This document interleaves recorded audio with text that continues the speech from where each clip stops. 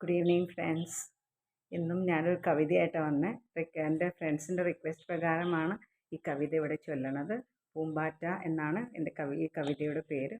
ഞാൻ പറഞ്ഞില്ലേ, ഒരു ബുക്ക് പബ്ലിഷ് ചെയ്തതിന് ആ ബുക്കിലുള്ള ഒരു കവിതയാണിത്, പൂമ്പാറ്റ. പാറിപ്പുറന്നുല്ലസിക്കുന്ന ഒരു പൂമ്പാറ്റയാണു ഞാൻ.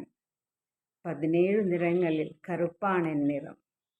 പൂവുകൾ തോറും മൂളിപ്പറക്കുമ്പോൾ എന്തെന്നില്ലാത്തൊരാനന്ദം നുകരുന്നു. ക്ഷണികമാമീ ജീവിതം മറ്റുള്ളവർക്കായി ജീവിച്ചു തീർക്കണമെന്നാഗ്രഹിക്കുന്നു ഞാൻ. കൊടുക്കുംതോറുമേറുന്ന വിദ്യയാണെൻ ധനം. അതു വേണ്ടുവോളമുണ്ടെൻ കയ്യിലത്രയും.